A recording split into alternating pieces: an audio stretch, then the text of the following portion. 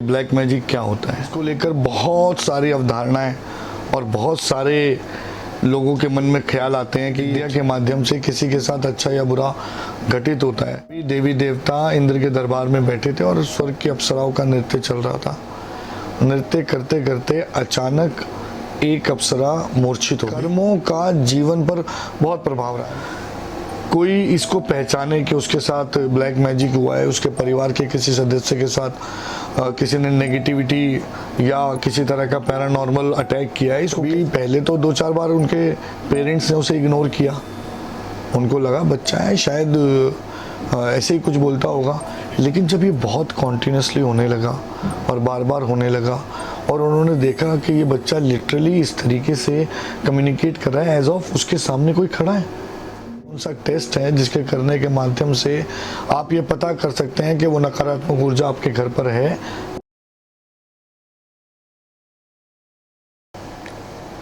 नमस्कार दोस्तों, मेरा नाम गुंजन मेहरा, मैं एक एस्ट्रोलॉजर और एक पैरानॉर्मल एक्सपर्ट।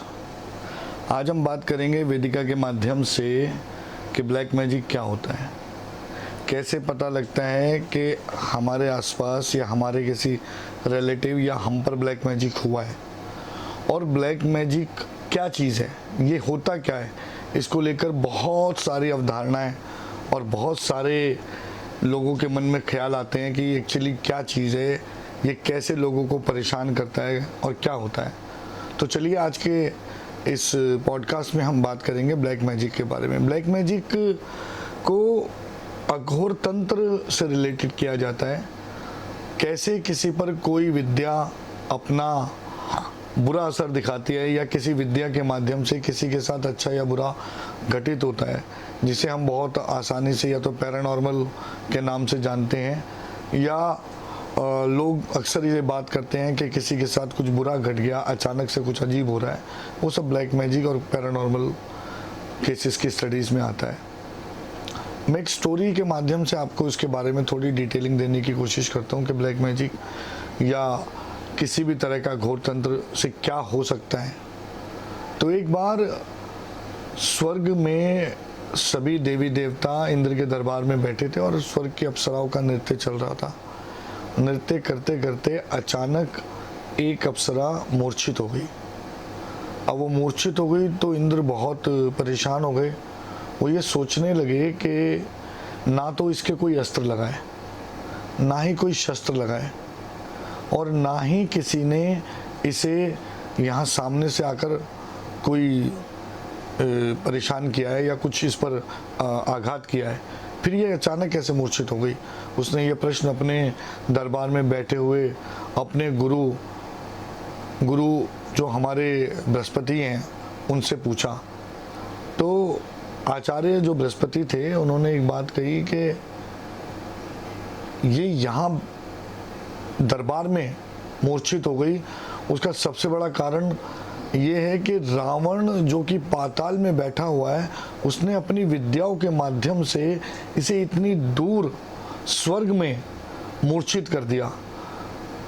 तो ब्लैक मैजिक क्या है कि हम अलग अलग मंत्रों के माध्यम से लोग दूसरों पर अपनी जो भी ईर्ष्या के माध्यम से या उनसे कोई द्वेष अगर उनको हो जाता है, उस द्वेष को दूर करने के लिए वो इस तरीके से इस तरह की नकारात्मक सोच रखते हैं और अपने जानकारों के साथ इस तरह का दुर्व्यवहार करते हैं, जो कि नहीं करना चाहिए। मेरा हमेशा से मानना ये रहा है कि कर्मों का जीवन पर बहुत प्रभाव रहा है। मैंने हमेशा अलग अलग समय पे अपने अलग अलग वीडियोज़ में ये बात कही है कि life is all about karma और religion is a support to life, solution exist in Karma.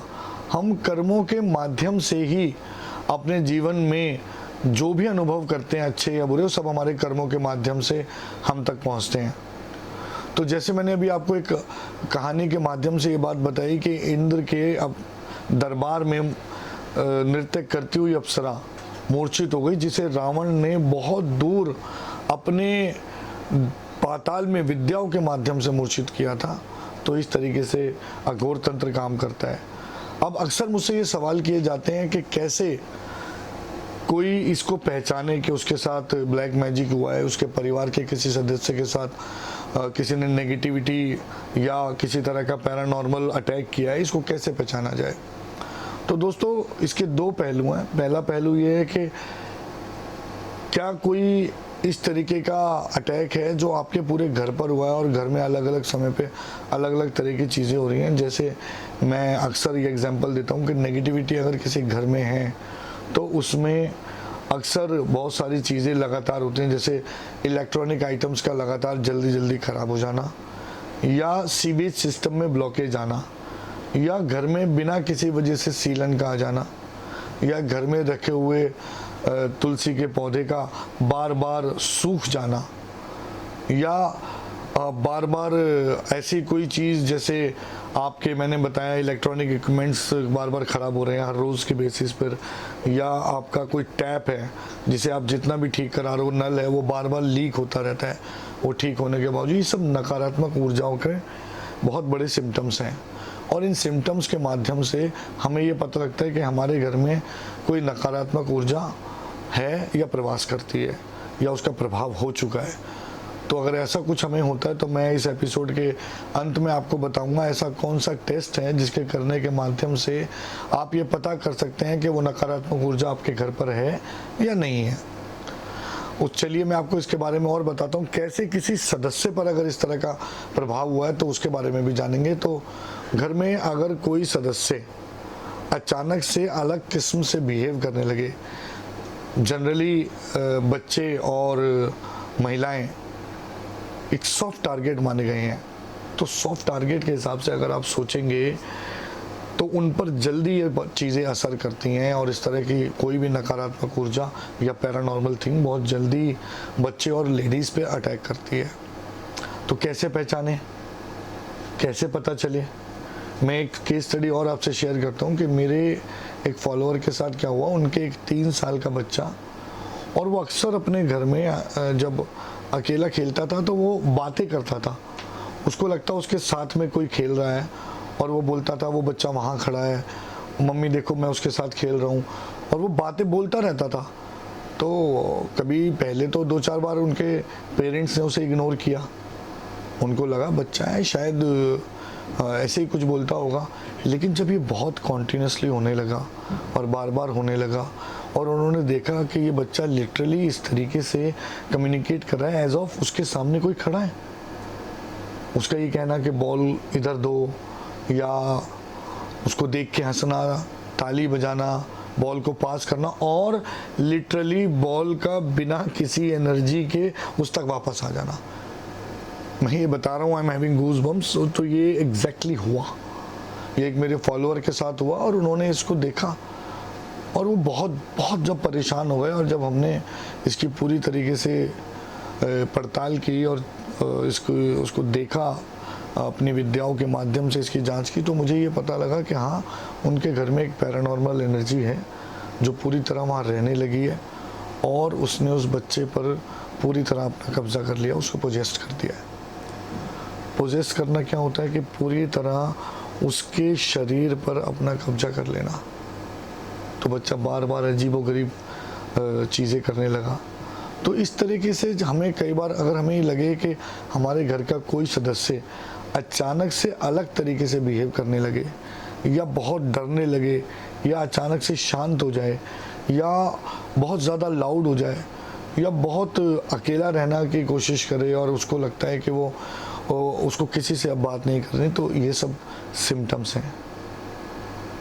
मैं समझता हूँ अगर ऐसा कुछ भी आपको महसूस होता है तो तुरंत किसी अच्छे एक्सपर्ट को आप कंसल्ट कीजिए और अपने घर का एक जांच कराइए, चेकअप कराइए किसी को बुलाकर, एनर्जी टेस्ट जिसे हम बोलते हैं, जिससे हमें ये पता लगता है कि किस किस्म की एनर्जी हमारे घर में है न किस किस्म के नकारात्मक ऊर्जा हमारे घर में आ गई है। उसका आप जांच कराइए और उसका सही समय पे इलाज कराइए। अब जैसे कि मैंने आपको 2 एग्जांपल दिए कि कैसे कोई नकारात्मकता या कोई नकारात्मक ऊर्जा हमारे घर में हमारे सदस्यों को या घर में अलग अलग तरीके के सिम्टम से जब हमें पता लगता है ऐसा कुछ हो जाए तो हम व्यक्तिगत रूप पे उसे कैसे टेस्ट कर सकते हैं।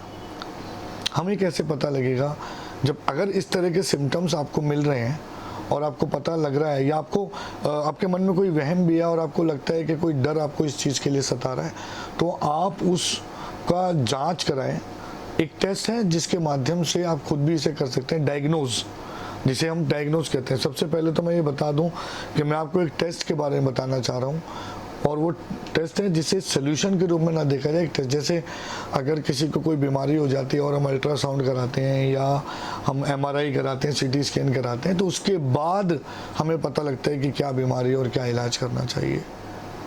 ऐसे ही इसमें भी एक टेस्ट है जिसको आप साधारण रूप से अपने घर में कर सकते हैं, इसमें कोई भी हानि नहीं है। तो आपको करना क्या है, मैं आपको बता देता हूँ कि आप एक नींबू लाएं बाज़ार से, फ्रेश नींबू, घर में रखे हुए नींबू को इस्तेमाल नहीं करना है। बाज़ार से एक फ्रेश नींबू लाएं और उसमें दोनों साइड ऑल पिन डाल लें। ऑल पिन जो हम कभी नई शर्ट्स अगर ख़रीदते हैं तो उसमें निकलती है, उसे ऑल पिन बोलते हैं। तो ऑल पिन या पेपर पिन लोग बोलते हैं, तो उसको उसमें डाल दें। जिस जगह नींबू की डंठल का निशान होता है वहाँ से उसे डालें, और डालने के बाद उसे एक लाल रंग के कपड़े में अच्छे से बांध दें। मतलब ऐसा हो कि लाल रंग का कपड़ा इतना बड़ा ज़रूर हो कि नींबू उसमें पूरी तरह ढक जाए और अच्छे से बन जाए।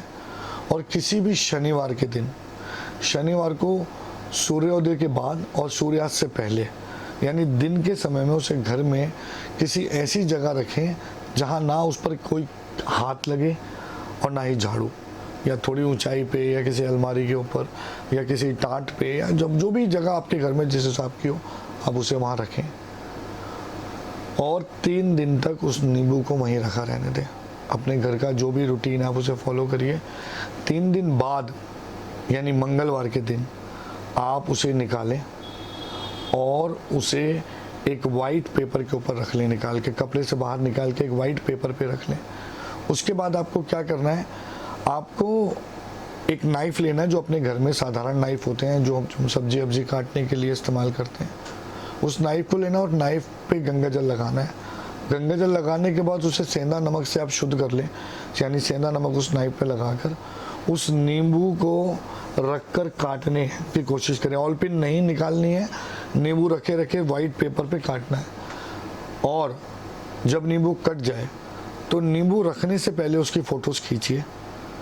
जिस दिन पहले दिन रखा, यानी शनिवार को जब आपने नींबू रखा था, तो रखने से पहले नींबू की फ़ोटो खींचिए। 3 दिन बाद जब मंगलवार को नींबू काटना है तो काटने से पहले नींबू की फ़ोटो खींचिए। और काटने के बाद मंगलवार को ये नींबू काटना कब है, ये नींबू शाम को सूर्यास्त के बाद, यानी शाम को 7 बजे के या 8 बजे के बाद आपको इस नींबू को काटना है। और अगर आपको इस नींबू में किसी भी तरह का कोई भी ऐसा परिवर्तन महसूस हुआ, बहुत बारीक से बारीक परिवर्तन, क्योंकि कई बार हम नॉर्मल तरीके से देखते हैं तो कई बार परिवर्तन हमें नज़र नहीं आता, लेकिन अगर कोई बारीक से बारीक परिवर्तन महसूस होता है तो आप उसको किसी अच्छे एक्सपर्ट से शेयर करें, और ज़रूर शेयर करें। और कोशिश करें कि आपका या आपके घर में अगर कोई सिम्टम ऐसा है तो ज़रूर इस टेस्ट को कर लें, जिससे आपको ये पता लग जाए। क्योंकि देखो, नींबू एक ऐसा फल है, अगर सड़ भी जाए तो उसके रस का कलर या बीजों का कलर कभी चेंज नहीं होता। तो ये बहुत साधारण सा टेस्ट है जिसे कोई भी कर सकता है। और इस नींबू को टेस्ट करने के बाद इस नींबू को और कपड़े को आप घर के बाहर कहीं भी, किसी भी नाली पर या कूड़े के स्थान पर फेंक सकते हैं, और उस चाकू को धोकर अपने घर में इस्तेमाल कर सकते हैं। मैंने पहले भी बताया, ये सिर्फ एक टेस्ट है, इससे कोई सलूशन नहीं है, इससे कोई आपको परिणाम नहीं मिलेगा, इससे कोई फल नहीं मिलना है। इससे सिर्फ ये पता लगेगा कि घर में किसी भी तरह की नकारात्मकता है या नहीं है। क्योंकि कई बार हम लोग अक्सर महसूस करते हैं कि कोई चीज़ हमारे आसपास से गुजर गई तो हमें झटका लगता है, हम आसपास अपने देखते हैं कि क्या कुछ ऐसा था। या कई बार हमें ऐसा महसूस होता है कि रात में स्पेशली कि कोई चीज़, कोई आवाज़ हमें ऐसी आ रही है जो कि कॉन्टीन्यूस है, और हम ये महसूस भी कर पाते हैं कि हमारा वहम है, वहम नहीं है, या वहम हमें हो रहा है। तो इस तरह के कोई भी सिम्टम्स अगर आपको पता लगते हैं तो आप इस टेस्ट को ज़रूर करें। उस टेस्ट के माध्यम से आपको अपने घर की नकारात्मकता और घर पर हुए किसी भी तरह के ब्लैक मैजिक या किसी भी नकारात्मक ऊर्जा के विषय में पता लगेगा। आज के एपिसोड में मैंने आपको बताया कि कैसे ब्लैक मैजिक के बारे में आप पता कर सकते हैं, कैसे ब्लैक मैजिक प्रभाव डालता है, कैसे ब्लैक मैजिक का कोई सिम्टम्स होते हैं या घर में साधारण आदमी इसके सिम्टम्स को कैसे पहचान सकता है, और कैसे एक टेस्ट के माध्यम से आपको स्वयं इसके बारे में पता लग सकता है। तो दोस्तों, आज का एपिसोड हम यहीं समाप्त करते हैं। मुझे आशा है मेरी दी हुई जानकारी आपके लिए लाभदायक होगी, और आप अगर इस नींबू के टेस्ट से रिलेटेड कोई और भी बात पूछना चाहते हैं या आपको इसको लेकर कोई भी दुविधा है, तो आप कमेंट सेक्शन में इस वीडियो के उस नींबू के फ़ोटोज़ भी शेयर कर सकते हैं या कमेंट सेक्शन में हमें भेज सकते हैं, या हमारी वेबसाइट vedika.com के माध्यम से आप हमसे संपर्क कर सकते हैं। तो मैं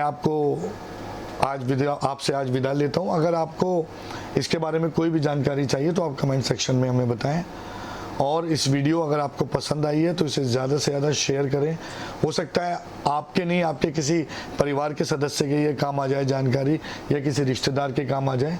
और हम अगली वीडियो में कोशिश करेंगे कि अगर किसी के घर में कोई नकारात्मक ऊर्जा है और वो किसी एक्सपर्ट से नहीं मिल पा रहा है, तो वो कम से कम या ज़्यादा से ज़्यादा ऐसा कौन सा उपाय खुद से कर सकता है जिससे इस नकारात्मक ऊर्जा का प्रभाव थोड़ा कम हो और अपने परिवार के सदस्यों को वो बचा सके। बहुत बहुत धन्यवाद।